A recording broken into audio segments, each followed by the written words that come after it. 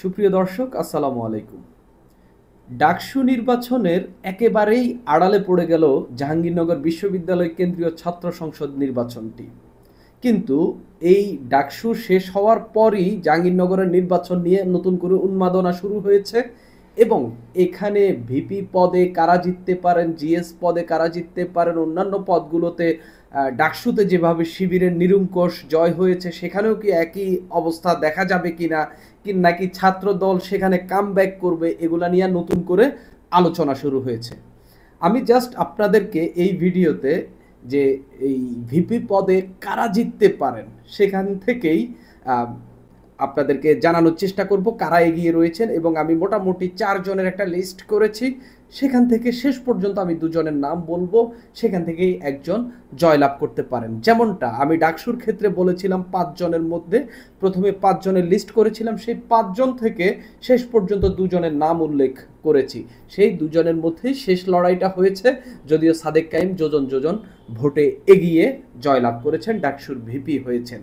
ঠিক জাহাঙ্গীরনগর বিশ্ববিদ্যালয়ে ছাত্র সংসদ নির্বাচনের ক্ষেত্রেও ভিপি পদে আমি সেরকম কিছু তথ্য আপনাদের সামনে তুলে ধরব, এবং এখানেও মূলত ভিপি পদে এই 4 জনের লড়াই হইলেও শেষ পর্যন্ত 2 জনের মধ্যেই শেষ লড়াইটা হবে।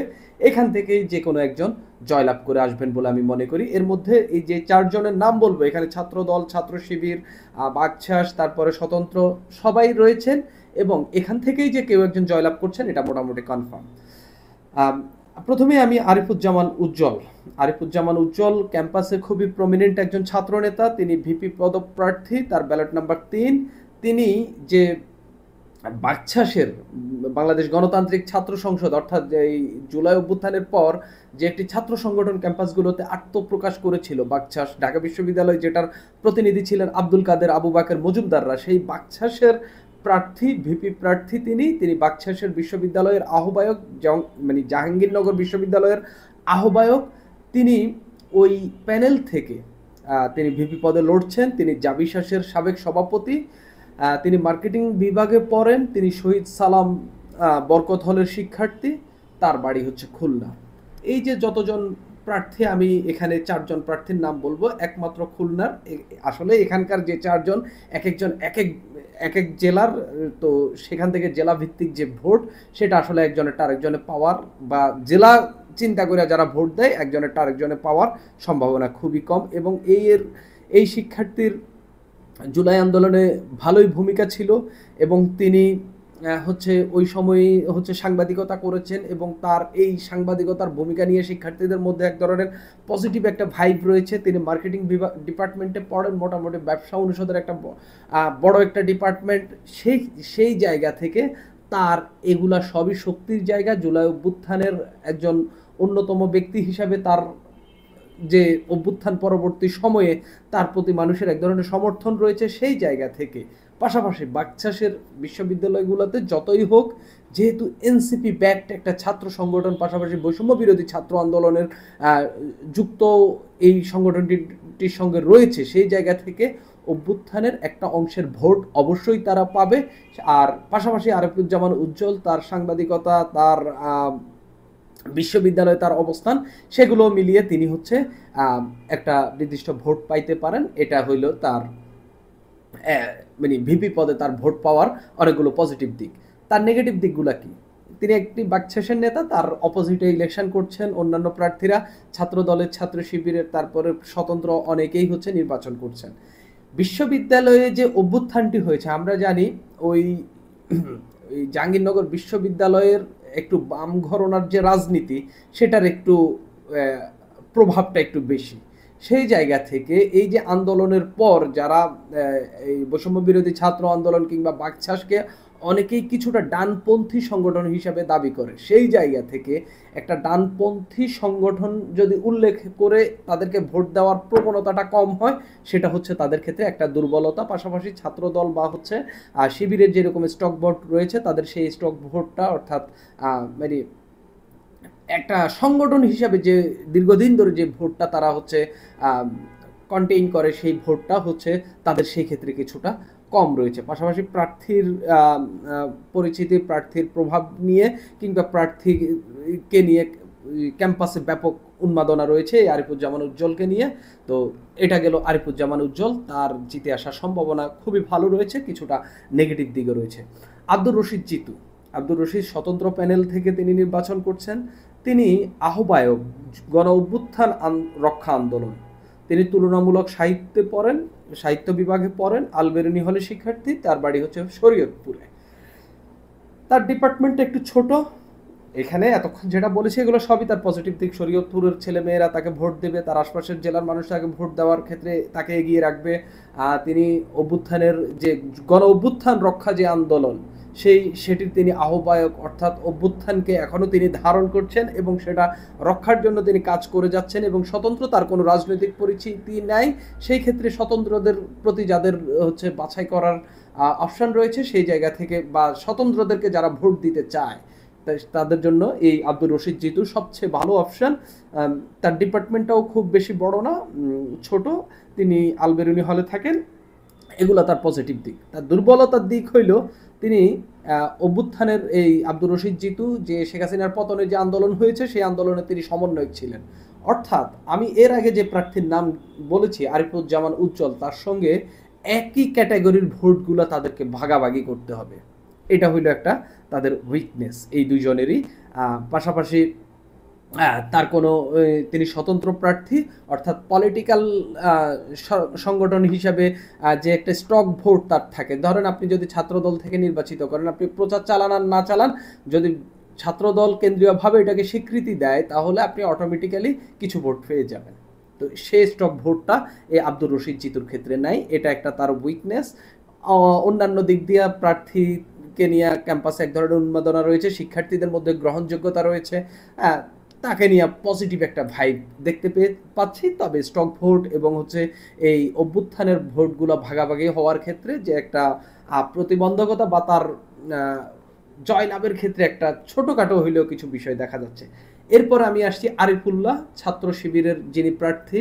তিনি বিশ্ববিদ্যালয় ছাত্র শিবিরের নেতা নন, তিনি শিবিরের কেন্দ্রীয় সদস্য সম্ভবত। তার আর কোনো পদ আমি পাইনি। তিনি তার ব্যালট নাম্বার 6, তিনি ফার্মেসি বিভাগে পড়েন। আরিফুল্লাহর সবচেয়ে স্ট্রং দিক সম্ভবত তার ফার্মেসি ডিপার্টমেন্টটা।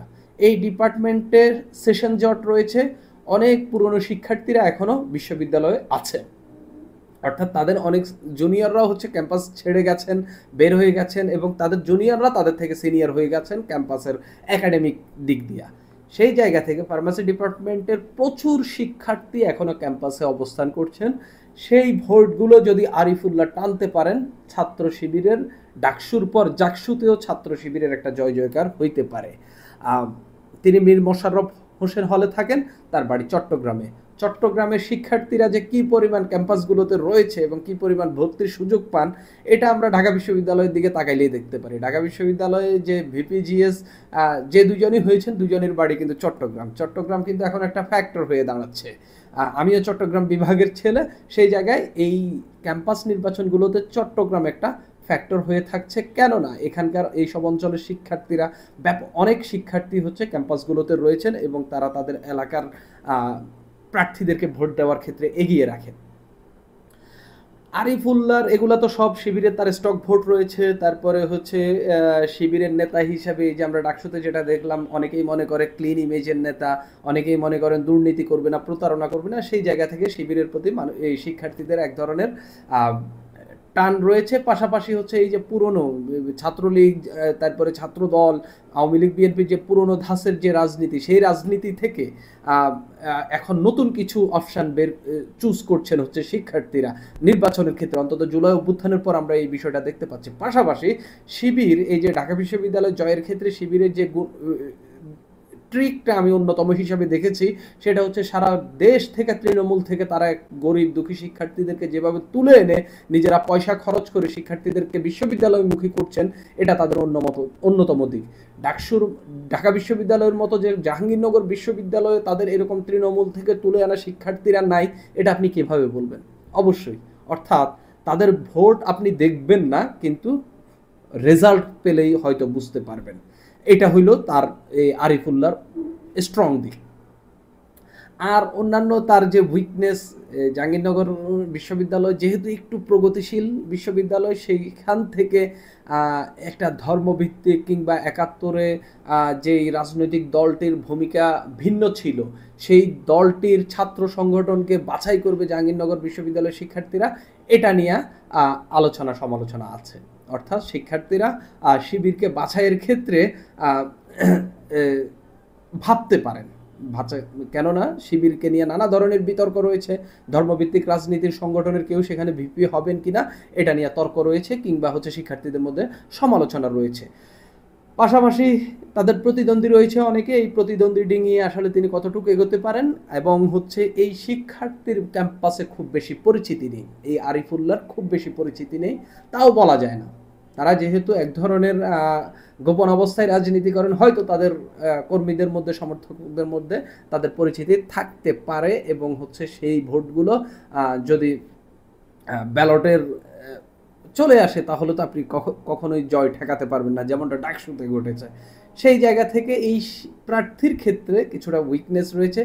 পাশাপাশি সাদিক কায়েম যেরকম একটা বড় ফিগার, জুলাই আন্দোলনের অন্যতম একজন ব্যক্তি হিসাবে নিজেকে চিনিয়েছেন, জানিয়েছেন এবং উপস্থাপন করেছেন, সেই জায়গায় আরিফুল্লাহ তার ধারে কাছেও নেই। অর্থাৎ আরিফুল্লাহ সেই ক্যালিবারের নেতা না শিবিরের, এটা হইল তার উইকনেস। এবার আসি একটু ছাত্র দলের যিনি প্রার্থী, তার নাম শেখ সাদি, তিনি তার ব্যালট নাম্বার 1, তিনি বিপি পদপ্রার্থী, তিনি মীর মোশাররফ হোসেন হলের ছাত্র দল সভাপতি। আমি শিবিরের যে প্রার্থীর কথা বলেছি তিনিও মীর মোশাররফ হোসেন হলেই থাকেন, অর্থাৎ মীর মোশাররফ হোসেন হলের মূলত যুদ্ধটা হবে শিবির এবং ছাত্র দলের মধ্যে। সেখান থেকে ফাইনালি কে টিকে আসেন সেটা দেখার বিষয়। তিনি বাংলা ডিপার্টমেন্টে পড়েন, মোটামুটি একটা বড়সড় ডিপার্টমেন্ট। তার বাড়ি হচ্ছে গাইবান্ধা, রংপুরে যে ভোট ব্যাংক রয়েছে সেটা তিনি পাবেন, পাওয়ার সম্ভাবনা থাকছে। বাংলা ডিপার্টমেন্টে তার ভোটগুলো থাকতে পারে তার পক্ষে। মীর মোশাররফ হোসেন হলের ভোট ভাগটাগ হয়ে তার পক্ষে কিছু আসতে পারে। ছাত্র দলের যে স্টক ভোট রয়েছে সেই ভোটটা তার দিকে যাইতে পারে। এই ছাত্র দলের প্রার্থীর উইকনেসটা কি? তার ক্যাম্পাসে ওইভাবে জনপ্রিয়তা নেই, যেমনটা অন্যান্য প্রার্থীগুলোর কথা আমি বলেছি। শিবির আর এই ছাত্র দলের প্রার্থীর জনপ্রিয়তার অন্যদের তুলনায় কিছুটা কম, কিন্তু তাদের স্টক ভোট রয়েছে। পাশাপাশি ছাত্র দলকে মানুষ মনে করে ছাত্রলীগের মুদ্রার এপিট ওপিট। তো ছাত্রলীগ যে পিঠে আছে, অপর পিঠে মানুষ মনে করে যে ছাত্র দল রয়েছে। এটা মানুষের মধ্যে এক ধরনের কথাবার্তা রয়েছে, আলোচনা রয়েছে, এবং এর বাস্তবতাও এবং আপনি উদাহরণ দেওয়ার মতো অনেক কিছু রয়েছে। সেই জায়গা থেকে আমরা দেখেছি ঢাকা বিশ্ববিদ্যালয়ের শিক্ষার্থীরা শুধুমাত্র শিবিরের পক্ষে রায় দিয়েছে এমন না, ছাত্র দলের বিপক্ষে রায় দিয়েছে, আপনি সেভাবেও এটাকে দেখতে পারেন। অর্থাৎ এখানেও যে ছাত্র দলের বিপক্ষে রায় পড়বে না আপনি এটা বলতে পারবেন না। অর্থাৎ তাদের রাজনীতি নিয়ে, ছাত্র দলের এই বিষয়টা নিয়েও হচ্ছে এটা একটা তাদের জন্য নেগেটিভ দিক এবং ভোট পাওয়ার ক্ষেত্রে এক ধরনের প্রতিবন্ধকতা। আর জাহাঙ্গীরনগর বিশ্ববিদ্যালয় ছাত্র দলের খুব ম্যাসিভ রাজনীতি নেই এবং সেখানে তাদের গোড়া খুব একটা বেশি শক্ত আপনি বলতে পারবেন না। সেই জায়গা থেকে আমি ভিপি প্রার্থী শেখ সাদিরও অনেকগুলা নেগেটিভ দিক দেখতে পাচ্ছি। অর্থাৎ এখন কথা হইল, এখান থেকে এই 4 জনের থেকে তো একজন জিতবে, এটা মোটামুটি কনফার্ম। কিন্তু এই 4 জন থেকে যদি আপনি আরো ছোট লিস্ট করেন তাহলে কে আসবে? আমি ক্যাম্পাসে কথা বলেছি, ক্যাম্পাসে যারা সাংবাদিকতা করেন, ক্যাম্পাসের শিক্ষার্থী ভাই ব্রাদার যারা রয়েছেন তাদের সঙ্গে আমি কথা বলেছি। কথা বলে আমি জানতে পেরেছি যেটা, যেমনটা আমি ঢাকা বিশ্ববিদ্যালয়ের এই নির্বাচনের সময়, ডাকসু নির্বাচনের সময় আমি জানতে পেরেছি বা বুঝতে পেরেছি এরকম কিছুই ঘটবে, এবং শেষ পর্যন্ত সেটাই ঘটেছে।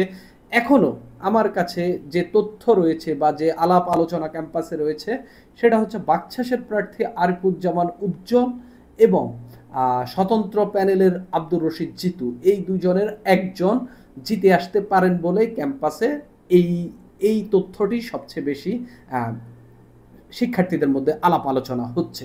কে জিতে আসে আমরা এখনো জানি না, তবে এই জাহাঙ্গীরনগরে এই ছাত্র সংগঠনের কেউ জিততেছে না বলেই বেশি হাইপ উঠেছে শিক্ষার্থীদের মাঝে, অন্তত ভিপি পদে এই রাজনৈতিক সংগঠনের বাইরেই কেউ জিতে আসতেছে বলে ধারণা করা হচ্ছে, মনে করা হচ্ছে।